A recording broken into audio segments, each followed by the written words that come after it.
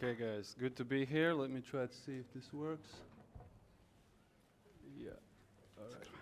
Okay, so I'll be talking about starting companies and raising money for those companies, myths and realities. And I think the first thing that before I jump into the presentation is that you will learn neither of these things if you listen to people like me talking about it or anybody talking about it. And so the deal I want to make with you is that you understand that such presentations from whoever is the great speaker is great entertainment and maybe a bit of inspiration, but you're not going to be able to do this by listening to somebody else and by thinking that you can learn from somebody else. You really have to do it yourself. So that's just the kind of precursor. And I think that's the first myth, is that you can kind of plan by learning from some other people's experiences when it comes to building companies. But I like Mike Tyson's quote. You know what he said? Everybody has a plan until you get punched in the face. So this is a bit of a dramatic start, but I think for especially first time, if you want to build a company, that's kind of how it feels like. You think you know how you're going to do it and you have a plan, but really you have no clue. And you can only learn and figure it out once you get into it. All right, so not to be too dramatic, I'll just run through my background, try to be quick there. And the purpose is to give you a sense of who I am as an entrepreneur, because what's important is that everybody's different. If you want to build a company, you can have your own skill set, your own vision, your own circumstances, right? And it will be different from mine. So I want to explain kind of my background so you understand kind of how I think about building businesses. And that's just one of many ways to do it. Yeah. So I finished Rīgas valsts pirmā gimnāzija. How many of people here are Latvians and non-Latvians? Non-Latvians, can you raise your hand? Okay, all right, a few, all right. So that's a maths school. Then I went to study in a university in the UK, also focused on business and finance. And so I always had this kind of like maths affinity and background, even though I was never, great or super talented. Especially I wasn't good enough to understand the jokes made by my friends from the maths school. But I kind of liked it, and that's what made me join an investment bank back in 2000, I think 9 and 10, when I finished university. And I wasn't good enough for that career as well, because I thought I'm going to be this big shot investment banker that's going to, work in the city of London and make a lot of money in bonuses, but that didn't really work. I figured out I don't like working in a big organization, and that's why, actually, that's the reason, not that I felt like I'm the super entrepreneur that's going to build these great companies, but I just didn't want to work for a big organization and having a lot of bosses telling me what to do. So that's why I founded a company called Green Finance back in 2012. We actually sold it over a period of several years to Capitec, which is one of the biggest retail banks, if not the biggest, in South Africa. In terms of numbers, so this year we're targeting 150 million revenue, net profit about 15 million. We have over 500 people working across different countries, so it's a pretty sizable operation. And so I stepped down from the everyday management, from the CEO position in that company, that first business, back in 2020. And so the focus since then has been on basically doing the same thing, but not being involved in the active management of all these different businesses. And I'll explain what I mean by that. And so with these different companies that I'll talk you through, my focus and my job now is to look for ideas in more or less the fintech space. Yeah, I stick with what I know, with what I've been spending the last 15 years of my life. The difference is when I find a good business idea or a business model, I look for a CEO that will run this business for me. Right? We agree, of course, that we share equity. I put in the money. Yeah, equity, seed, whatever you call it. We also help through our platform to give debt financing for these different businesses, and that CEO is then responsible to take the business to the next step. And so a few companies that I'm involved with, that I've started, Money.jo, it's the biggest non-bank finance company in Jordan, so we provide consumer loans, scooter loans, different types of effectively loans where the consumer is the end borrower. We started it 3 years ago. This year we're planning a 50 million euro, but in local currency revenue. We're going to have about close to 500 people working there by the end of the year. Esketit.com, it's a crowdfunding loans marketplace like Mintos. I'm sure you've heard of Mintos. It's a very big one. So we're in that same space. Fourth biggest by volume in that niche with 20,000 investors. New School, that's a group that, again, lending business that we started off in Saudi Arabia and the UAE. Very interesting markets. I can talk about those in more detail. With partnerships. In those countries, it's very difficult to go in there and have your startup mentality and do something because nobody gives a shit who you are because they all have a lot of money. Everything is owned and managed by big families, and so you have to partner up with those families to do business in those countries. Then FU Capital, that's a slightly kind of off-tangent direction for us. So we do a real-world asset tokenization business where we want to make crypto-native investors, people that have Bitcoin and other coins, to be able to invest in our loan portfolios directly. A bit like this loan marketplace, but instead of taking euros, we take Bitcoin, we take different types of coins, stable coins and things like that. The mastermind of that business is my business partner, Davis, and so he's the guy, he's my co-founder that we have built all these businesses together with.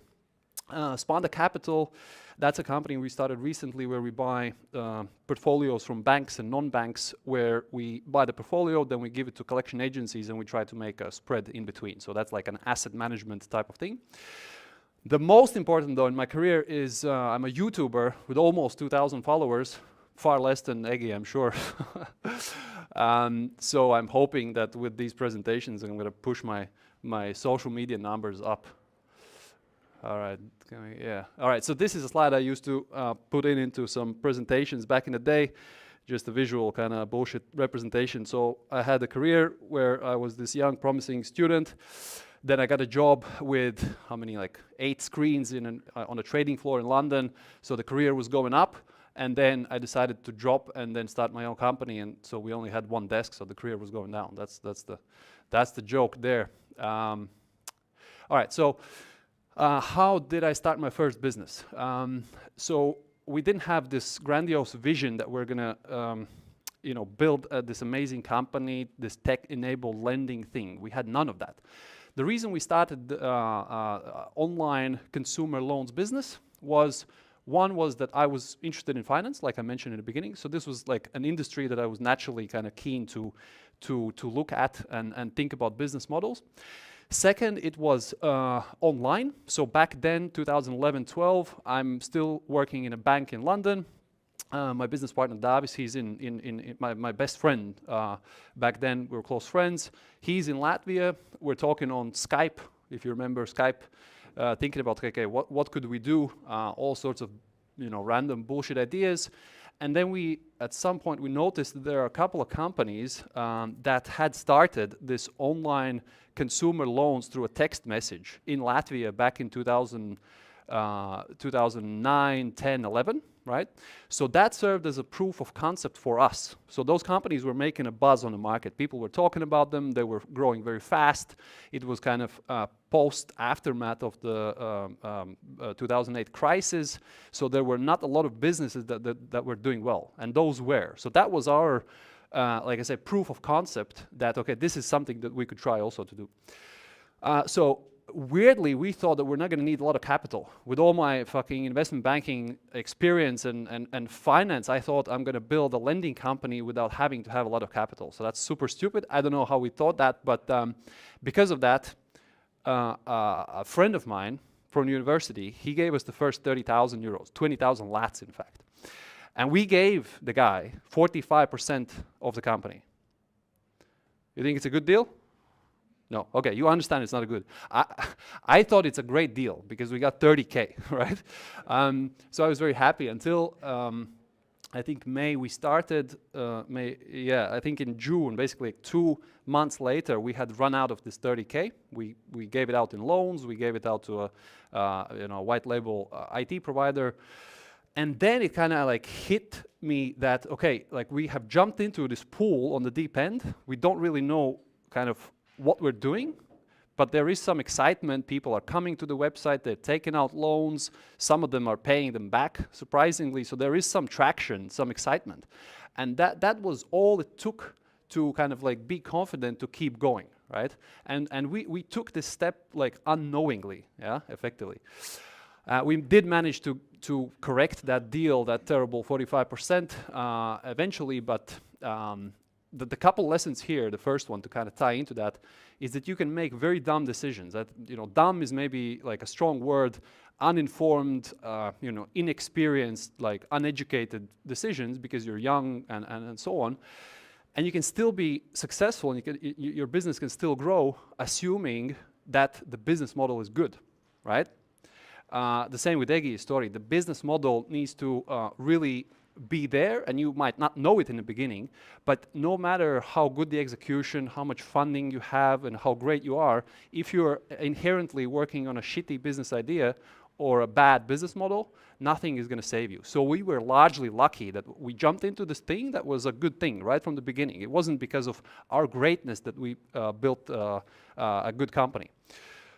Second, I'll talk about this often, so I want to drill this into you, if anything else. Quick and cheap testing of an idea is far better than you know, analyzing, theoretically thinking about how it could happen, you know, checking stuff for months and months and so on and so forth. I always really believe you just try to do quick, cheap tests, and only from there you will really learn the reality.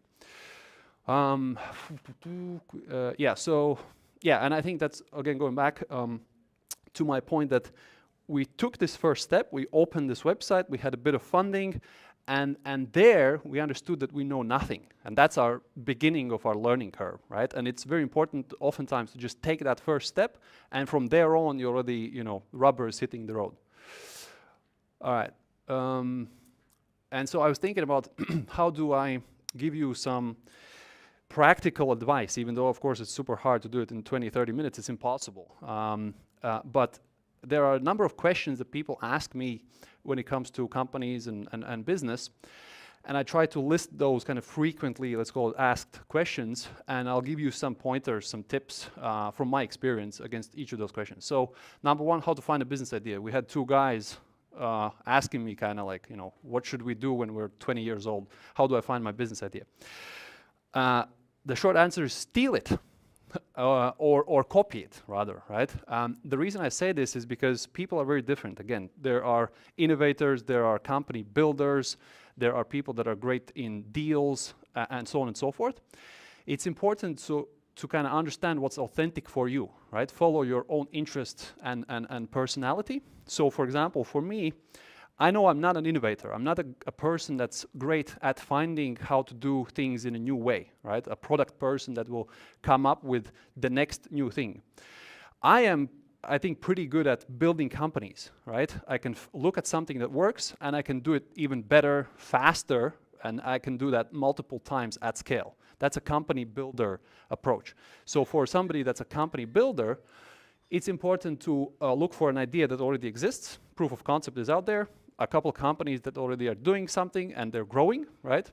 One, and second, again, look for ideas that are quick and cheap to test out. Yeah, something that doesn't take 5 million, a huge infrastructure project as your first company that you will roll out in year 5. Yeah. All right. How to know if the idea is any good? All right, it's like drugs. I mean, you have to try it out. And I think more importantly, and you will never really know whether the idea is good or not by sitting and contemplating pros and cons and SWOT analysis. It's not going to happen. My suggestion is, again, look for ideas. The idea is good if it's quick and cheap to test out, right? It doesn't necessarily mean it's going to work out and it's going to be a great business, but if it's quick and cheap to test out, that, you know, like puts you into the swimming position where you can, you know, learn to swim. By quick and cheap, I mean a couple of 100,000, 100, 200, 300,000. It takes a couple of months to get your first customers, some feedback, right? That's what I mean by an idea that's quick and cheap to test out. Love the problem, not the solution. This is kind of a Silicon Valley mantra, but it really makes sense. People oftentimes come up with an idea, I don't know, like some platform, e-commerce thing for selling whatever, cat food, and then they come up with the idea and they build ideas on top of it, right? Instead of focusing on what is the problem that it is solving, yes? So be in love with the problem that you're trying to solve, because that's where you're going to get your customers and that's what people will pay you for, as opposed to ideas and functions and features on some kind of idea that you come up on your own. Pivoting, that's another cliche word. By pivoting, I don't mean, you know, it's great that you keep changing your business model. That doesn't necessarily mean it's good. It probably means it's bad. Pivoting, I mean, if you start your, especially the first company, to have a mindset that most likely you will end up in a year's time, in a couple of years' time, in a different place to what you expected originally, right? You might have an idea of how you're going to make money, who's going to be your customer, etc., your sales channels and so on. Over a couple of months, all of that can change drastically. And if you accept that that's normal, right? You tell your employees that that's like, it's okay. It's just an adaptive mindset that helps you to be more adaptive and like be less stressed out about changes, especially in the early days as you build the first company. All right, is it okay to start a business with a friend? So I think this question, and often people ask that, it's a bit like asking, is it okay to marry like a blonde person or a brown hair person, right? It's not the right question. The question for the business partner is whether they're hardworking, smart, ideally have some skills or some experience. Do they have, you know, super strong work ethic? Those are the things that you're looking for. Whether that's your best friend or somebody you don't know, that doesn't really matter. On one side. On the other side, when it comes to the founder relationship and setting up your first thing, pay attention to shareholder agreement, to articles of association, to the legalities of how you manage on paper your relationship. Because if you hit the jackpot and there's a successful business, trust me, when there will be money that you'll have to split, the friendship will take the kind of second seat, right? And if you don't have your, you know, legal things like shareholder agreements sorted out, right, then that will be a problem. Right, that's that. How to find the first employees, customers. Again, guys asked me about how to find the first employees. So it's obviously super hard if you're a first-time founder, limited capital, you don't have a lot of experience, your brand is not known. So my answer from my experience has always been, in the beginning, expect that it's a very difficult process, both for finding customers and for employees. And what I mean by that is, it's like a 2 steps ahead and 1 step back process, where first you get a bit of funding from maybe, you know, seed investors. You can build a little shitty website. You test out your idea, okay, that you want to sell this thing online. It kind of works. Your first employees are going to be, you know, 20-year-olds that have little business experience. Okay, you kind of validate that step. That lets you raise a bit more funding. Then you can build a better website that allows you to get more revenue, and you can hire already somebody that's more professional at like product management, right? And it's a step-by-step process. Yes, that's how I think about it.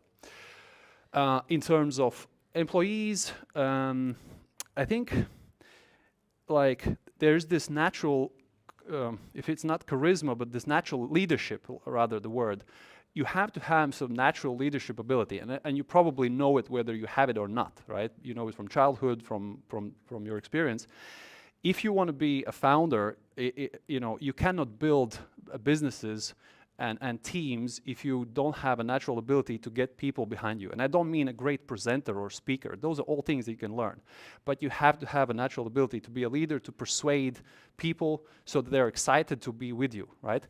If you don't have that ability, and that's normal, if you don't have it, you probably have something else, then I would suggest don't go into business, don't start a company, because that is super critical, especially for the first, you know, to getting the first employees. Customers, I would split consumers and enterprise customers. Consumers you can get through Google ads, Facebook ads. I'm not going to go into that. I'm sure you know that better than myself, how to kind of like, with small budgets, test out to see if people want to pay you. Enterprise customers, big clients, right, that would pay you hundreds of thousands or tens of thousands. In my experience, getting enterprise customers is similar to getting investors. And the last section of my presentation, I'll talk about fundraising. And so that kind of goes back to also customers. So I'll talk about that a bit later.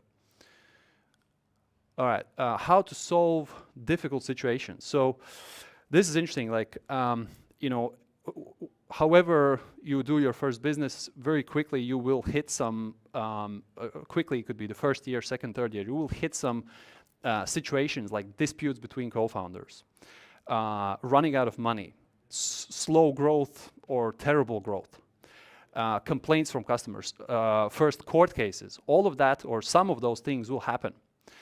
And what I see for younger entrepreneurs, maybe people that have less life experience in dealing with disputes and tough situations, they kind of worry about all of those things at the same time. What's going to happen if this and that, etc. My suggestion is always to just solve one problem at the time, focus on whatever is the next problem, as opposed to, okay, in 3 years' time, we're going to have like, you know, all these different problems. Don't think about it in such terms at the early stage. That's one. Another point, and I've definitely done that a lot, maybe early on and less so now, is that founders try to kind of like hide problems. And not that they're with negative intentions, but with positive intentions, to keep the picture that everything is growing and so on. And that puts a lot of pressure on the founders. And it actually, from my experience, it's much better in the long term to take a strategy of telling people how things are when they happen, or state things as they are when they are. If there's, you know, super squeeze on funding, you can tell that to your employees and maybe not customers, your employees, and it will be okay most of the time. Sometimes some people won't like it, they will leave you, etc. That's the cost you can take with this strategy. But it's super important. When you have a problem, it's okay to say, yes, that is a problem. We'll fix it, instead of trying to kind of make a rosy picture, bypass somehow, you know, avoid it. Yes. Yeah. Okay. So this is. There's this, what is it, Latvian Russian slang word, pohuism. So it is useful to have some level of pohuism, so like not giving a fuck for the English-speaking audience approach in business. Why? Because first of all, we're not saving, you know, children's lives. I mean, like, the worst thing that's going to happen is your business goes bankrupt, a couple of people lose their jobs, they're probably going to find, you know, next job a month later. And I personally know for myself, I put huge amounts of pressure back when I was like early 20s on making the business successful. I was so stressed and like had like panic attacks sometimes and so on. And well, that was just my journey. That was how I was. But it's not really worth it, right? And sometimes if you kind of reduce the stress level, you can make better decisions and you can enjoy that whole experience a lot more. All right, how to start a company abroad, I'll talk about in a separate slide. And fundraising, that will be the last piece I'll talk about. So let me. All right, how to start a business abroad. So why this topic specifically? Because obviously we're in Latvia, it's a small country. Assuming you're from here, not from the US or China or whatever, then I'm jokingly saying, okay, there's two ways to make a lot of money or to create a big business. One is through government contracts, not an expert in that. Not saying it's bad, it's fine. Or the other one is obviously you can start here, but you have to go international. You have to expand fairly quickly or eventually at some point. So for us, again, why did we go international? Not because, again, we had this vision that this is going to be this global company, like a lot of people, blah, blah, blah. Not really. The reason why we went into Czech Republic, CZ, Czech Republic, back in 2012 was because the Latvian regulator, PTAC, Patērētāju tiesību aizsardzības centrs, bless them, best institution in the world, they came up with this idea that they're gonna license all the non-bank finance entities back in, I think, 2011 or 12, and that the license is going to cost 70,000 euros, 50,000 lats, 70,000 euros, and the paid capital is going to be 500,000. For the context, back then our portfolio, so that's the loans we've given out to consumers, was like 50,000 euros. Yeah, so that's like now we would have to buy a $500 million license to exist, right? Completely impossible. That's the reason why we decided, okay, let's just try to copy what we've done for the first year and a half in our business, opened this website and had these processes, etc. Let's just go and do that somewhere else in Czech Republic, because we're going to die in Latvia because there's this regulation coming. Yes, that's the reason why we started international expansion. To the VCs, we're saying we had this fucking great idea, the vision, the analysis, you know, all of that. But the reality was very different. Long story short, in Latvia, we also survived. We managed to get through this regulation through all sorts of different tactics. But we went into Czech Republic in 2012, which is basically like a year after we had started in Latvia. We had like 6-7 people in our Latvian office, and we were already in Prague, kind of like walking the streets of Prague and trying to like build a business there. And so with that, we made all the classic mistakes when it comes to international expansion. A few of those are that we try to do everything ourselves. That's myself and my business partner. We would go there. We would go to these different vendors like accounting companies, debt collection, blah, blah, blah. They spoke fuck all English. We were trying to like communicate. It didn't work, and that was very difficult. We did a fairly bad funding deal. We gave half the more than half the company away, the Czech business to an investor, because we were very keen to just get in there and like accept any terms that were there on the market. And we tried to do everything ourselves. Like I said, hire the people ourselves. We had a lot of cultural barriers, even though it's Czech Republic, it seems like it's EU, but it's it's different. And so we were struggling because me and my business partner, we were there. Everything was supposed to be done by us, right? What we did though is, again, we put ourselves very quickly in a position of having to really learn from real life circumstances. So we learned fast. So on the fundraising side, we understood that when we go into new countries, we cannot give up control of the business. We have to retain control more than 50%. It's very important. Most importantly, we understood we have to hire the country manager locally on the ground as the first thing that you do, as opposed to like build the whole fucking business and then 2 years later you find the CEO. That's just wrong. So that's what we learned. We learned to figure out how to make teams in Latvia cooperate with teams in Czech Republic, project management and matrix management and things like that. All right, a few lessons here. Again, even a small business can expand internationally. It forces you to learn. So the lesson is, depending on the business model, you can be small and you can go quickly into new markets. It's possible, right? But it depends on the business model. Again, lesson, we simply got lucky that the business model was inherently good to scale into different countries. The luck plays a massive role. Everybody likes to say that they're all fucking self-made, etc., etc. We're not self-made, right? Luck is super important. We were lucky largely to have a good business model, to have circumstances that forced us to go into a new country, because we didn't have the foresight, the vision. That was built later for the bullshit stories for the VCs. Beginning was just different. Again, I've mentioned this, I think, in every slide. Quick, cheap testing, trying it out is always much better. That's when you really learn what's going on in the market. That's when you learn about things you haven't thought about. And I cannot repeat this enough, that that's a better way to start a business than any other way. All right, okay. So this leads us to the last piece about fundraising. You know this guy? Yes, Nelson Mandela. I mean, he was also probably a great fundraiser, but he had this quote: "It always seems impossible until it's done." Especially in my early fundraising days, it was just like a fucking nightmare, difficult, took everything out of me, a lot of meetings, rejections, Eggy mentioned this, it's like super tough. And so I love this quote, I used to use it a lot, when it comes to fundraising.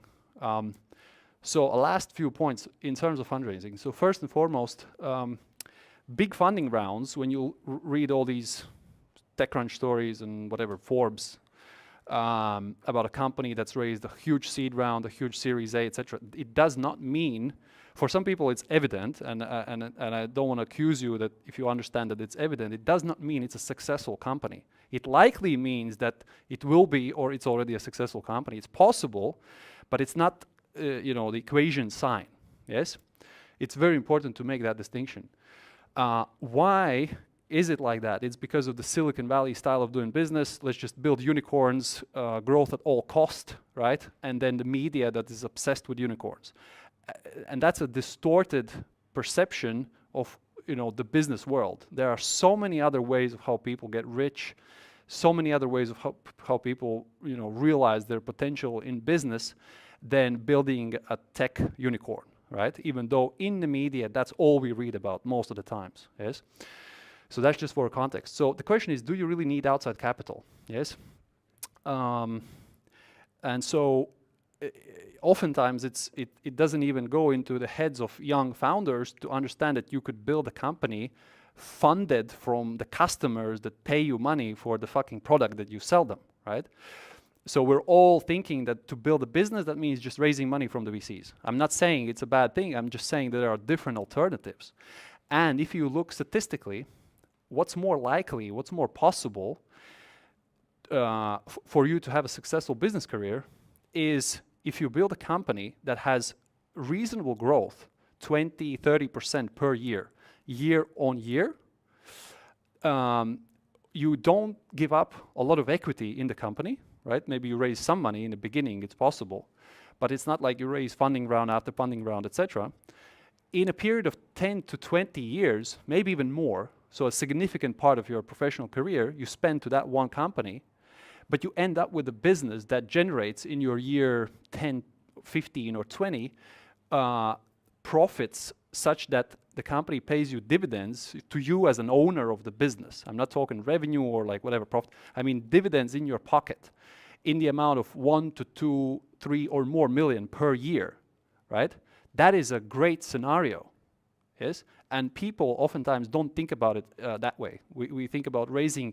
So the other scenario that the media is more promoting is a tech business with a potentially a unicorn valuation built in 5 years, hundreds of millions or tens of millions of VC money raised, and then the founder, you get rich if you manage to sell your shares, right? The chances of that happening are statistically much smaller, and your ability to control that outcome is much smaller compared to that scenario of a company over a 20-year period. You retain the control. It's not like going to be all over Forbes, but you're going to be a rich fuck and nobody to account to, right? All right, so last couple of actual points instead of ranting. Start small. So what I mean here is, ideally, your business idea is such that doesn't take a lot of money, $500,000, couple of 100,000, up to $1 million. That's a good way to think about starting a business. Split your tickets into, again, 10, 20, 50, 100K, as opposed to a big, 1 or 2 million investment that you need to raise. That's very difficult. Talk to your first, second level network, to people you know directly or that you know through a person. That's more likely to give you some results, even though there are people that say that they have managed to get funding only from people that they don't know, because the people that they do know always think that they're never going to build a good business. So this is, tricky. My experience is, first and second level contacts in the beginning are kind of more likely to give a result. And in terms of how to structure the fundraise, do what's called a safe round or a convertible debt. If that's a bit too technical, I can explain what it means. And so that's just an easier way to get smaller tickets and get up and running faster. Repetition is key. So the way I think about fundraise, especially for a business that has to fundraise constantly, is funding is a department in your company the same way finance, product, legal is, right? It's a fundamental part of your business. For some, it's not. For some, it's just in the beginning. And so therefore, if it's an important part of your business, then allocate resources accordingly. Meaning, and what it means on a practical basis for the beginning is your pitch deck, right? There's a tons of YouTube, there's millions of suggestions of how to build your pitch deck, how to do it well. But learn to pitch your company in a couple of minutes so well that you can go into any meeting and talk to a person that's not a business person and not related to your industry, and in 1 minute they understand fundamentally what business model you're talking about, why could it be potentially good, why you're raising the money, how you're going to use it, and why you're reasonably good at potentially executing. I've seen so many times people are like enthusiastic, they come to an investor meeting and then they start kind of improvising, like what is the business, okay, etc., etc. And if 2 minutes and I don't understand the idea, I'm fucking gone, right? And that's how investors think. And so just put in the effort to write the script, repeat it, test it out with friends or whatever, professionals, you know, just nail down that skill. And of course, in terms of my experience, if you talk to investors 10, 20, 30, 40 times, that's not a fundraise. I've been fundraising, you know, reaching 200, 300, 400, over 400 different investors. And I don't mean sending an email, I mean actual call or a physical meeting where I'm presenting the business. And accordingly, I've gotten 400-ish rejections or just no answers, right? So that's a numbers game. I mean, you gotta have that endurance there, big time. Constant feedback, I mean, this is more like a minor point. What I did in the early days, and I suggest people do as a way to learn, is when you're talking to friendly investors, you know, some buddies that have some money that, you know, could potentially invest, not like kind of like high stakes VC, ask them feedback about your pitch, whether they understand, whether they believe, you know, any feedback that they can give you, like authentically, right? Don't be afraid to get negative feedback, some learning, some criticism, etc. And also ask for suggestions for those investors to introduce you with other investors. Most of the times, they will either lie and say, yeah, sure, I'm going to you know, pass on your deck to somebody else. They will never do. Sometimes, though, if you know, they like it and they consider putting in the money, they will forward it to somebody that's maybe an expert in that industry or for whatever other reasons. And you can hit like a good jackpot with having more good introductions. All right, so how are we with time? I think the most important piece is this this picture. So this is the fundraising process.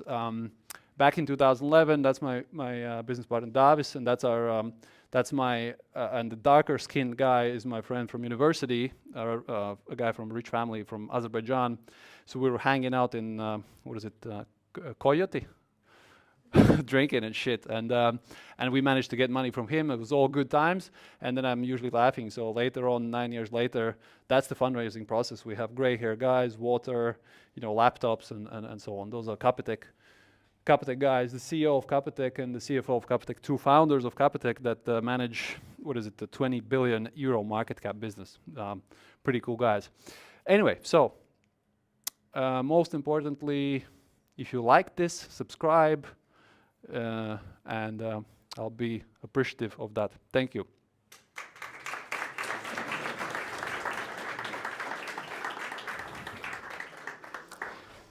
All right. Q&A? Yes. Let's go. Anyone? Oh, let's, use an advantage. Thank you for the presentation. Can you, on a high level, explain how did you fix the cap table? Yes, it's a bit complex. So basically, so the cap table, everybody knows what's cap table? No. Okay, so it's a list of your investors. So let's say I own 50%, my co-founder owns 30%, and then 20% goes to an investor. That list of investors and how much they own, it's a cap table. How did we fix our cap table? So we had the situation where we gave 45% for 30,000 in Latvia, but as we started other companies, we did those independently of that LLC, of that company. So in Czech Republic, we went with a different investor with a different setup, and so we continued in different countries. And then at one point when we had effectively this bargaining power that, okay, me and my business partner, we're owners across these different entities, but it's effectively one business, just split in different entities and having different investors in different entities, we said we have to roll this up into a holding company and consolidate. So we're gonna either buy you out, or you're gonna get a smaller share than your, let's say, 45% in Latvia, you're gonna get that smaller share in the holding company.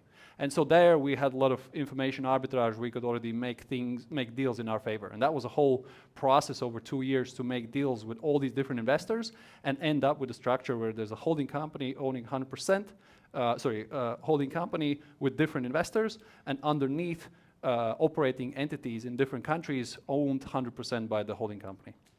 If I may follow up, what did he choose to buy him out, or Vuga chose to roll up in the holding company, and that was a good decision for him. Cool. Right. Any more questions? Oh, okay. This question goes maybe more into the direction, as you are a successful founder, and as we have heard also today, that some Latvian founders with Estonian supports are not afraid to take a risk and do something, also with large investments. What would be your advice to not only founders, but also people who would like to support founders in Latvia, not to do in the first 3 steps? Like what to avoid, like to make it happen in Latvia at the beginning? Good question. I think one thing is I would definitely not suggest not to build a company or not to try it out. I think that's always I always encourage people, even if it's a stupid idea, like you just, go for it, try it out. Fuck it, let's do it. I also had the same mantra. But what not to do is not to do something that's not authentic to you. Don't build a company because, your friends do it and they make a lot of money and you don't, but you're actually not into building companies. Don't do something that's not authentic. My big learning from life generally over the last especially 20 years is to try to do something that fits my personality, that's authentic to me, not to do things because they're cool, it's mainstream, it's high status. I went into investment banking because I liked finance, but it was also so high status, working in this trading floor and making tons of money, and I hated it, right? It could be the same with companies. So my only suggestion is what not to do is don't do stuff that doesn't correlate with who you are. All right. Anyone else? Yes, please. You had a great list of active companies and businesses that are running there. Is there a similar list with failures? Shitty ones? With shitty ones, or? Good question. So with Green Finance, now it's rebranded to Avafin, we had definitely a great list of countries that we, went into, lost a lot of money, and closed down, or even worse, we went into it was shitty and we didn't close it down. They're still running. Right? There's such countries as well. So Slovakia, New Zealand. We opened a fucking business in New Zealand. It's so dumb, right? It's the other part of the world. Anyway, New Zealand, Georgia, Denmark, Sri Lanka also be considered 5 countries, 5 different businesses, 5 attempts, 5 teams, 5 fundraisers, blah, blah, blah. So those. I've had definitely a lot of unsuccessful startup bets, and I figured out I'm not a great, investor. I like building companies instead of investing and taking kind of passive positions. I've had a few very painful experiences where I lend my money as a private investor to companies, right? And it's effectively lending or investing. I mean, it's very thin margin there. So I've had those again, and the reason was that I'm an entrepreneur. I have a high risk tolerance. I like let's do it, let's figure it out, blah blah blah. But investing is more on the risk conservative side, right? So yeah, that's that experience. Okay, maybe one question from me. Speaking from the investor side of yours, what is your hint or idea that this team has a higher chance of success, or I would rather invest in this than this? But specifically, when you look at teams, how do I separate good teams and not so good teams? Teams or founders, or what is your ranking or stuff like that? From an investor standpoint. Yeah. Man, it's hard. I don't think I've figured it out. I don't think I've done enough investments. I've done over 10, but I don't think it's enough. And I always kind of thought, okay, I like the person. They're a go-getter, great sales guy, enthusiastic, etc. And that's not a very good criteria to invest in businesses. It's obviously one of the criteria, but it's not all. So I don't think I have a good answer that I've figured it out. Over time, I definitely have figured out that giving money to brilliant 20-year-old that is doing the next AI thing, and they're great persuading people, and that's a fantastic skill. It's a great skill set. it's not necessarily fantastic. I would rather invest in a person that is 35 years old. They haven't, become a millionaire yet, and they're so keen to make money and to to be successful in business. And they figured out now they're going to do their own company, right? And they're hungry, plus they're experienced, and they have been in the business for 15 years. They've gone through like realities of of small and medium companies, and now they want to do a business, right? And ideally in some area that they're experts in. I would much rather invest in that. So I don't know if it answers, but Absolutely. Any more questions? Okay, we will have one last one. Yeah, can you pass it? Thank you. Hi. So whenever, let's say, you plan to go into the new market, new country, or something like that, and you said you'd start with finding the CEO, how would actually that process look? Would you go through your existing colleagues, existing network, or would you actually go basically hunting for people wherever, LinkedIn and stuff like that? right. The answer to this question very much depends on how, where you are in your career, right? So I have I don't know, close to 1,000 people working across different companies. I have a lot of tools I can use, primarily, especially if it's if it's a big budget kind of entry in a big market where there's like a known business model, we're doing a lending with some partnership in some country where we think it's going to be a big thing. And there's allocation of resources. It's not like a small, quick test type of scenario. I would go for a top headhunting executive search firm, pay them, usually you pay them 3 times this gross salary, like a 3-time monthly salary that can be in the tens of thousands, sometimes in the hundreds of thousands. And you're going to get like really top talent people from your biggest competitors, of CEOs of your biggest competitors. That's one answer, but it's not available to everyone. You have to get to that position. LinkedIn search, it totally makes sense. I like, come to think of it, what we've done quite a bit is use the so-called HR business partners. So those are people that are either in-house or outsourced, that you pay money so that they do the scouring of the market. They do LinkedIn, they have all sorts of databases that these HR people are using, blah, blah, blah, like local search, job search websites. And it's not like a full-fledged HR firm that's like big and costly. It's like basically a freelancer that comes from, let's say, your industry. And they provide this as a service. So they search for people for your company. So it's a smaller cost, and they are insiders, so they know well your company and your industry, and so they target specific people from your competitors. Yes, that's another way. In a more like bootstrap in the beginning, your local job search, through connections. I always say, when you have an idea, when you have a problem in business, talk to, unless it's sensitive, of course, apply your logical kind of common sense, but talk to, as many people as possible. You will never know who might, have some answer for you, right? So that's another way, if you're starting off. So a few of those ideas. All right, thank you. Let's give it to Matiss. Thank you. Thank you very much. Thank you. It was a. We also have some small presents from Amazing. Chile. Not that small. Wow, there's a hoodie. Oh, Well, sorry. I can take both. No. We already promised this one. Thank you. So yeah, let's give one more round of applause for both of our speakers. Thank you. Great stuff. Thank you. So we are restarting this activities this year. So there will definitely be more. So the next one is at the start of summer. Please make sure you are following our social networks.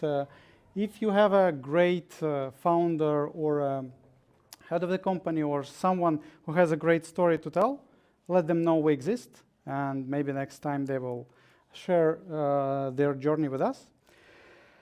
Also, we are open to feedback. Please scan the QR code and give us feedback, what you think. Really, please do that. Okay, some people are raising the phones, good. We will wait, We have time. Yeah, this is really important for us to become better. And that's basically it. Thank you for coming. Also, huge thanks to Workland for giving us this venue. And once again, we have 40 minutes, actually 35 of chatting. So feel free to ask Matiss or anyone questions. Thank you all for coming. Take care.